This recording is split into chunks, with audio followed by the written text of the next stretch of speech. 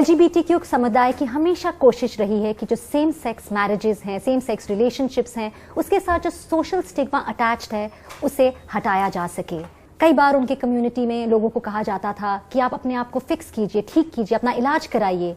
लेकिन धीरे धीरे लोगों को पता लगा कि ये कोई ऐसी बीमारी नहीं है जिसका इलाज किया जा सके। ये सिर्फ उनके तरीका है एक जीने का, प्यार करने का।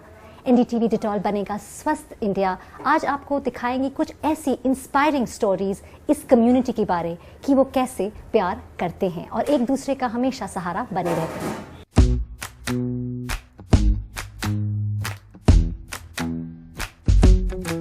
With you the sun is shining 24/7 'cause when we're together it feels like we're in heaven. If it will get dark you'll be my million stars. I know I can lean on you. Oh, you catch me like a leaf falling from a tree. If I'll be a shooting star, you make a wish. No, I don't fake this kind of feeling. Never felt so real. My heart is on the table 'cause you're my everything. I do. I wanna marry you. 'Cause when you're around, I know it's true. The way you make me feel is so good, baby. So good, so good. Every single day we spend apart, I wanna be with you. Baby, take my hand, hold it tight just like you do. Feels so good, so good. सबको अपने समुदाय और परिवार से प्यार मिले, support मिले, ये बहुत ज़रूरी होता है। पराग मेहता और वैभव जैन ने 6 साल एक साथ रहने के बाद तय किया कि वो शादी करेंगे। उनके परिवार ने उन्हें सहारा दिया, सपोर्ट किया और अब ये जोड़ा कोशिश कर रहा है कि भारत में सेम सेक्स मैरिजेस को लीगलाइज किया जा सके।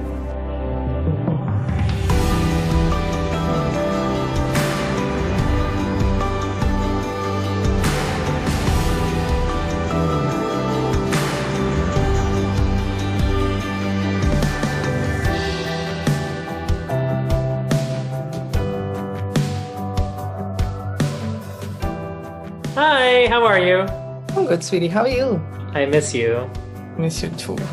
हमें शायद लोगों को बता देना चाहिए कि हम लोग एक कमरे में क्यों नहीं हैं। Yeah, so I am right now in Windsor. हाँ, मैं कनाडा के विंडसर ओंटारियो में हूँ। मैं अपने भाई के साथ हूँ और मैंने अपने परिवार, अपने माँ बाप और भाई के परिवार को लगभग 14 महीने से नहीं देखा है। Family in almost 14 months.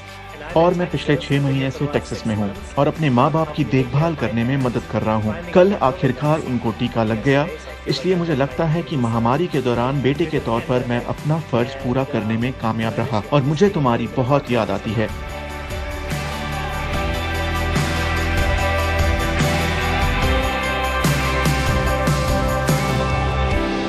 It was Pride 2012. Washington DC के प्राइड 2012 की बात है। हर साल जून में हम प्राइड फेस्टिवल बनाते हैं और मेरी जिंदगी में पहली बार मुझे गे परेड में मार्च करने का न्योता मिला। तो मैंने तय किया कि नाच गाकर खूब मौज मस्ती की जाए, इसलिए मुझे जो भी दिख रहा था उसके पास जाकर मैं नाचने लगता था और उनमें से एक तुम थे। तुमने मुझे बहुत खूबसूरत संदेश भेजकर बताया कि तुम कौन हो और ये भी कि ये तुम्हारी पहली प्राइड परेड थी। I danced with was you. I felt like I've known you forever. मुझे लगा जैसे मैं तुम्हें हमेशा से जानता था। ऐसा नहीं कि हम उस रात से पहले अनजान थे। मुझे लगा कि जैसे तुम मेरे हमसफर हो। You know, I knew that night that you were my soulmate. So I had been out to my family. मैं तुमसे मिलने से 13 साल पहले अपने माँ बाप को अपने बारे में बता चुका था और उन्होंने बहुत साथ दिया। खुले आम उन्होंने मेरे समलैंगिक होने के बारे में अपने दोस्तों से बात की। मैं कभी घर पर किसी लड़के को नहीं लाया, ना ही किसी से कहा कि मैं डेट कर रहा हूँ। लेकिन उन्हें तुम्हारे बारे में ऐसे पता चला क्योंकि मैं तुम्हारे साथ रात के खाने के बाद लौट रहा था और कार का ब्लूटूथ ऑन था, स्पीकर पर बात हो रही थी। तो मेरी माँ ने पूछा कि क्या हो रहा है, क्या तुम किसी को डेट कर रहे हो? तो मैंने कहा कि जी, ये बहुत अच्छा लड़का है, मुझे बहुत पसंद है। तो उन्होंने पूछा कि उसके बारे में उसके माँ बाप को पता है? मैंने जवाब दिया कि अभी तक नहीं। तो माँ ने कहा कि ये कितना गंभीर हो सकता है, क्योंकि जब तक वो खुद से सहज नहीं होगा तब तक तुम्हारे बारे में गंभीर कैसे हो पाएगा। भारत में बड़े होने पर मुझे पता ही नहीं चला कि मैं समलैंगिक हूँ। इस शब्द के बारे में भी काफी बाद में पता चला जब स्कूल के कुछ दोस्तों ने इसका जिक्र किया। तो मैंने इसके मायने ढूंढे। मुझे इतना पता था कि इसके बारे में बात नहीं करनी चाहिए। तुमसे मिलने के बाद मैंने देखा कि तुम्हें कैसे तुम्हारे माता पिता ही नहीं बल्कि बाकी परिवार वाले भी कैसे अपना रहे हैं। उससे मुझे उम्मीद दिखी और मुझे याद है कि तुमने कहा था कि वैभव किसी और की खातिर नहीं लेकिन अपने माँ बाप को तो तुम्हें बताना ही चाहिए। मैं झूठ नहीं बोलूंगा, बहुत ज्यादा मुश्किल था। मुझे लगा जैसे कोई पहाड़ मेरे सर पर गिरने वाला है। मेरे माँ बाप मुझसे मिलने स्विट्जरलैंड आए थे और वो दिल्ली लौट रहे थे। हफ्ते भर हमने खूब मजे किए थे। मैं उनके साथ बैठा और मैंने उन्हें बता दिया और बहुत भावुक हो गया, रोने भी लगा। मेरे माँ बाप को इसके बारे में कुछ अता पता नहीं था, जैसे आपके माँ बाप को भी नहीं होगा। मेरे ख्याल से उन्हें ये समझने में ही 1 मिनट लगा होगा कि मुझे लड़कियां नहीं लड़के पसंद हैं। उन्होंने बहुत साथ दिया और कहा कि माँ बाप के तौर पर हमारी जिम्मेदारी है कि तुम्हारा ख्याल रखा जाए।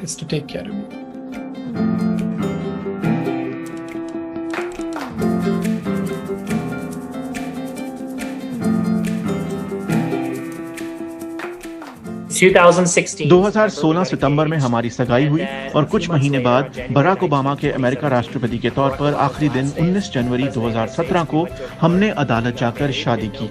हमें पता नहीं था कि नई सरकार शादी की समानता को लेकर क्या करेगी, इसलिए हम तय करना चाहते थे कि हमें अधिकार और सुरक्षा मिले। 2 साल बाद हमने तय किया कि हम धूमधाम वाली भारतीय शादी करेंगे। हमने अपनी शादी के न्योते छपवाए और तुम्हारे माता पिता शादी का पहला न्योता जैन मंदिर देकर आए, क्योंकि पहला न्योता हमेशा भगवान को जाता है और दूसरा न्योता धरती पर भगवान के प्रतिनिधि को दिया जाता है, जो तुम्हारी नानी थी। I still think about the fact that, my mother showed the courage that time that she told Nani, and then it just so happened that, it was Allah. मैं अब भी सोचता हूँ कि मेरी माँ में उस समय वो हिम्मत थी कि उन्होंने नानी को बताया। यह हमारा सौभाग्य था कि हम दोनों ने अपने नानी जी को उनके निधन से पहले देखा और पराग ने भी उनसे मिलकर उनका आशीर्वाद लिया, जिसके बाद पूरे परिवार ने ऐसा ही किया। मेरी नानी एक छोटे कस्बे में 3री-4थी क्लास तक पढ़ी होंगी, लेकिन उनको ये समझ थी जो बहुतों में नहीं थी कि कोई समाज, कोई रस्म, संस्कृति या परंपरा इतनी अहम नहीं होती। इनसे कुछ फर्क नहीं पड़ता, सिर्फ प्यार अहम है। ये बात 85 साल की कम पढ़ी लिखी औरत को समझ में आ गई। What matters is love, what matters is family, and what matters is, acceptance. हम न्यूयॉर्क के भारतीय वाणिज्य दूतावास गए अपनी शादी रजिस्टर करवाने। उन्होंने मना कर दिया तो हमने दिल्ली हाई कोर्ट में अपनी याचिका दायर कर दी। मैं भारत का नागरिक हूँ और मेरे लिए बहुत निजी मामला था, क्योंकि मसलन कोविड के दौरान भारत सरकार ने एहतियात के तौर पर ओवरसीज सिटीजन्स ऑफ इंडिया के वीजास पर पाबंदी लगा दी। आप OCI नागरिक हैं, शादी नहीं हुई है लेकिन अर्जी दे रखी है। अपने माँ बाप के लिए अगर आप भारत गए तो फिलहाल तुम मेरे साथ नहीं जा सकते, क्योंकि तुम OCI हो और मेरे पति भी, लेकिन औरत नहीं। इसलिए सिर्फ भारतीय नागरिक भारत लौट सकते हैं और अपने परिवार के साथ रह सकते हैं। उनकी अपने पति की देखभाल कर सकते हैं अगर वो महिला हैं। पुरुष ऐसा नहीं कर सकते। मुझे लगा कि जब स्ट्रेट लोग जिनकी अमेरिका में शादी हुई, जब वो भारत आ सकते हैं और उनकी शादी को मान लिया जाता है, तो मेरी शादी को क्यों नहीं माना जाता? Why not mine?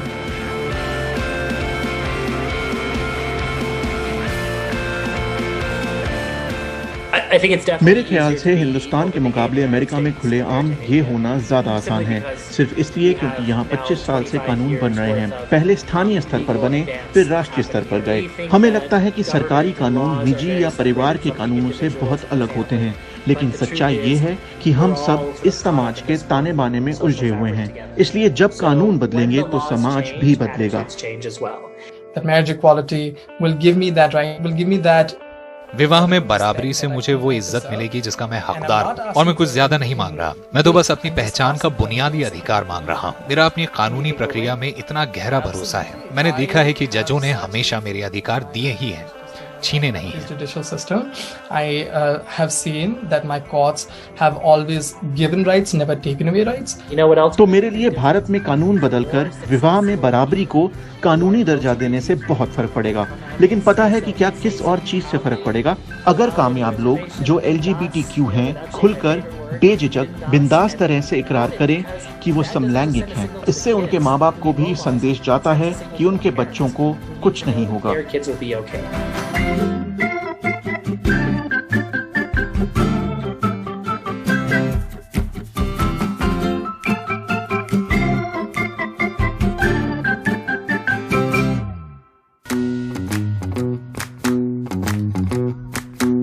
जो समाज कठोर परंपराओं पर चलता है, चाहे वो शादी हो, करियर हो या रिलेशनशिप हो, उसमें और भी ज़रूरी हो जाता है कि पेरेंट्स अपने बच्चों को सपोर्ट करें। लेकिन स्फूर्ति और सिंदूर 4 साल से बेंगलुरु में रह रहे हैं, वो भी अपने पेरेंट्स के सपोर्ट, उनके समर्थन के बिना। आइए देखते हैं उनकी कहानी।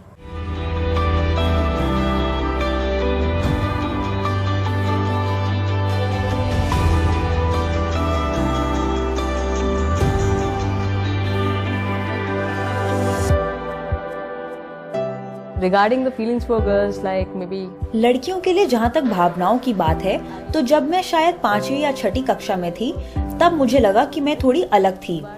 वैसे मेरी भावनाएं बहुत पहले शुरू हो गई थी। जब मैं 4ठी या 5वीं कक्षा में थी, तभी मुझे पता चल गया कि मुझे लड़कियां पसंद हैं। I had feelings for girls.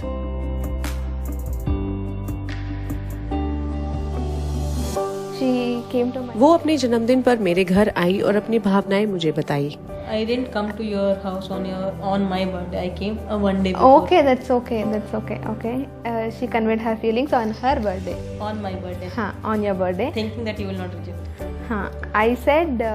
पहली बार तो मैंने ये कहकर ठुकरा दिया कि मैं ऐसी चीजों के बारे में नहीं जानती। पहली बार ऐसी बातें सुन रही हूँ। And then she blocked me everywhere. फिर उसने मुझे हर जगह ब्लॉक कर दिया और मुझसे बात करना बंद कर दिया। Then I thought.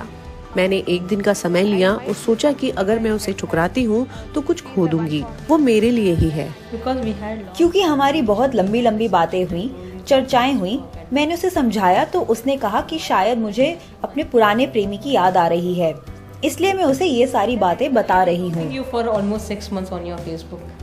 You are stalking. I didn't know about that. Why I should know? Why you should know? Later. मैंने एक दिन का समय लिया। मैंने सोचा कि मैं उसे अपना लूं, वरना अपनी जिंदगी में बड़ी चीजें खो दूंगी। इसीलिए अगले दिन मैंने उसे मैसेज देकर कहा कि हमें मिलना चाहिए। We should meet. मैं उसकी माँ को फोन और मैसेज करके समझाना चाह रही थी कि उन्हें तो कोई परेशानी नहीं है। Okay.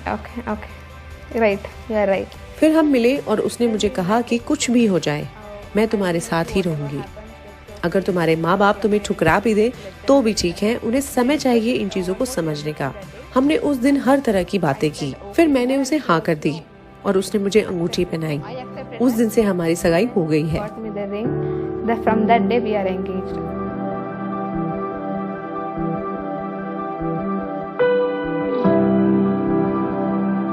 Biggest challenge for both of us is to. सबसे बड़ी चुनौती अपने माँ बाप को समझाना था। हमने उन्हें समझाने की कोशिश की। हमने अपनी तरफ से जो हो सका उस तरह से कोशिश की, लेकिन वो अब तक नहीं समझ पाए हैं। फिर भी मेरे माँ बाप इस मामले में इसके माँ बाप से बेहतर हैं। उन्होंने बातचीत शुरू कर दी है। They have started talking and all. It's been 4.5 years now. My parents has not talked. 4.5 साल हो गए मेरे माँ बाप ने मुझसे बात नहीं की, लेकिन ये मेरी माँ बाप, मेरी बहन सब कुछ बन गई है। ये मुझे मेरे पिता की तरह सलाह देती है और माँ की तरह ख्याल रखती है। ये बहन की तरह मेरे साथ खेलती है। She plays with me like my sister. See, people think like these are the two. देखिए, ये 2 वर्ग हैं, होमोसेक्सुअल और हेट्रोसेक्सुअल, लेकिन एहसास और जज्बात तो एक से ही हैं। हंसते भी हैं, रोते भी हैं, वही करते हैं जो एक आम जोड़ा करता है। अलग बात यह है कि आपको बस एक समलैंगिक से प्यार है, बाकी सारी बातें एक जैसी हैं और लोगों को ये बात समझनी होगी। People have to understand that. Thank you. पिछले कुछ सालों में LGBTQ कम्युनिटी के राइट्स को लेकर काफ़ी विकास हुआ है, लेकिन जो ट्रांसजेंडर्स हैं अभी भी उनकी ज़िंदगियों में बहुत स्ट्रगल है। आइए मिलते हैं कोलकाता के रंजीता और शिवांश से, जो एक साथ रह रहे हैं, लेकिन वो अपनी ही ज़िंदगी बेहतर नहीं जी रहे, लेकिन साथ साथ अपनी कम्युनिटी की ज़िंदगी को भी बेहतर बना रहे हैं।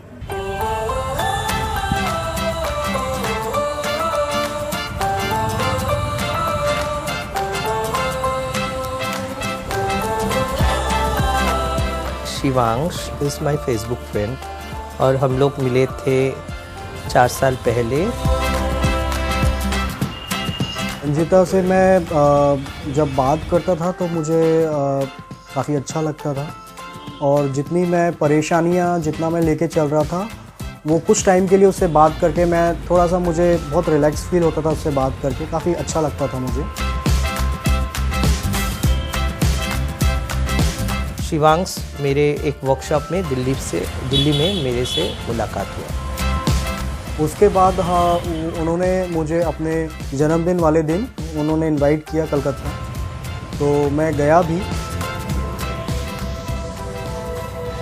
मेरा पहला जो प्यार था उस जगह से मैं देखा जो सीसजेंडर जो पुरुष हैं और हमें एक्सेप्ट करना उसका सोसाइटी उसका समाज में बहुत प्रॉब्लम था।